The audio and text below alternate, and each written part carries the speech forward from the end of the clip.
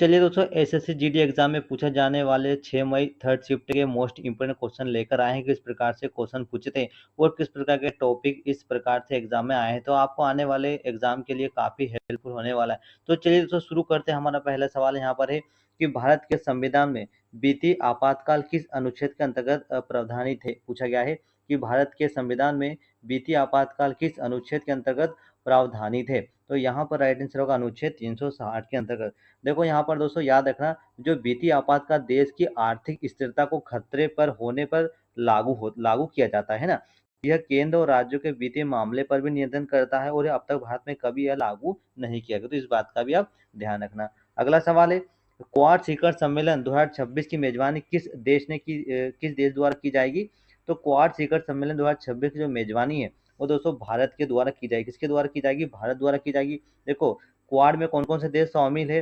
भारत है, भारत देश शामिल है, अमेरिका शामिल है, जापान है और ऑस्ट्रेलिया शामिल है। जो क्वाड शिखर सम्मेलन में जो 4 देश शामिल है, भारत, अमेरिका, जापान और ऑस्ट्रेलिया, यह समूह जो है वह इंडो पैसिफिक क्षेत्र में सहयोग बढ़ाने के लिए कार्य करता है। 2026 में जो इसकी मेजबानी है वह भारत करेगा। अगला सवाल है, उपनिषद शब्द का शाब्दिक अर्थ क्या होता है दोस्तों? तो उपनिषद शब्द का जो शाब्दिक अर्थ होता है गुरु के समीप बैठना होता है। क्या होता है? गुरु के समीप बैठना होता है। देखो उपनिषद वैदिक साहित्य का एक महत्वपूर्ण भाग है। किसका? वैदिक साहित्य का। और इसमें आध्यात्मिक ज्ञान और ब्रह्मा की व्याख्या की जाती है और शिष्य गुरु के पास बैठकर यहाँ पर ज्ञान की प्राप्ति की जाती है, जिसमें क्या कहते हैं? उपनिषद कहते हैं, जिसका शाब्दिक अर्थ गुरु के समीप बैठकर ज्ञान की प्राप्ति करना होता है। अगला सवाल है दोस्तों यहाँ पर, NFHS 5 2019-21 के अनुसार भारत में कुल प्रजनन दर क्या रही थी? तो 2.0 रही थी। कितनी रही थी? 2.0 रही थी। अगला सवाल है दोस्तों, किसी न्यायालय में न्याय करने वाले अधिकारी को क्या कहा जाता है? तो न्यायाधीश कहते हैं।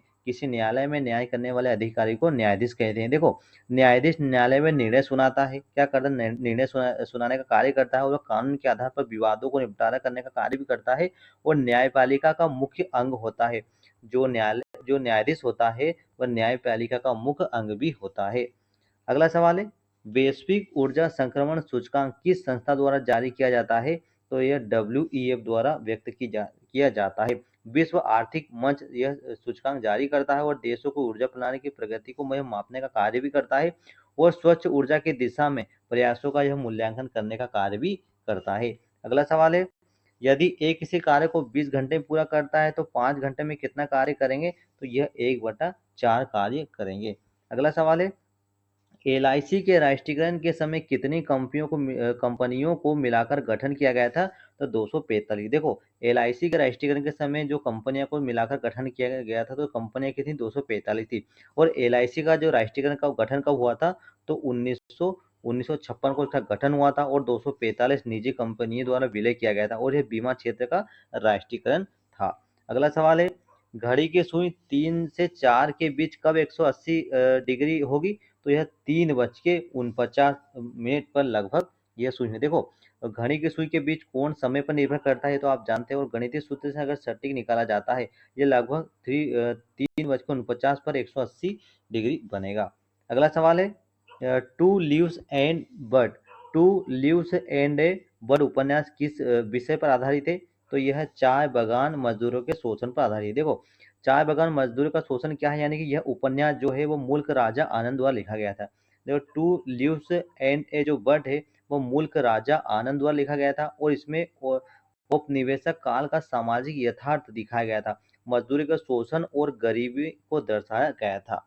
अगला सवाल है, माजुली महोत्सव का आयोजन भारत के किस राज्य में किया जाता है? तो यह असम राज्य में किया जाता है। माजुली दुनिया का सबसे बड़ा नदी द्वीप है। क्या है?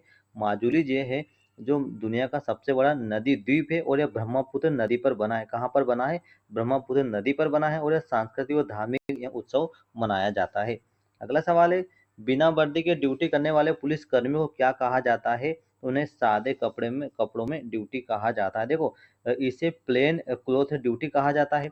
ऐसे पुलिसकर्मी आम लोग की तरह ही रहते हैं और गुप्त निगरानी और जांच के लिए उपयोग होता है।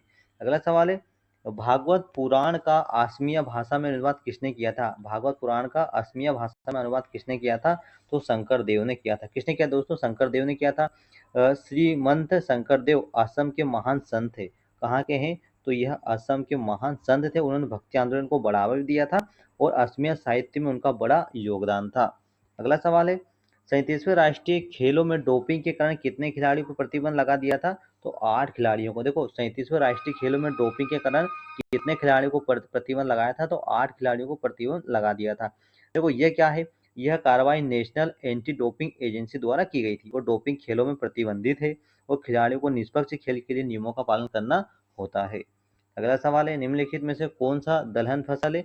जो चना है वो क्या है? दलहन है। चना क्या दलहन है? चना प्रोटीन से क्या होता है दोस्तों?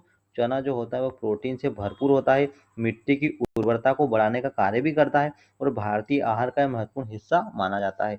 अगला सवाल है, हड्डियों को मजबूत बनाने के लिए कौन सा खनिज आवश्यक है? तो कैल्शियम। आप सभी जानते हैं कि हड्डियों को मजबूत बनाने के लिए कैल्शियम की आवश्यकता होती है। ठीक, कैल्शियम हड्डियों और दांत में पाया जाता है, ठीक है ना।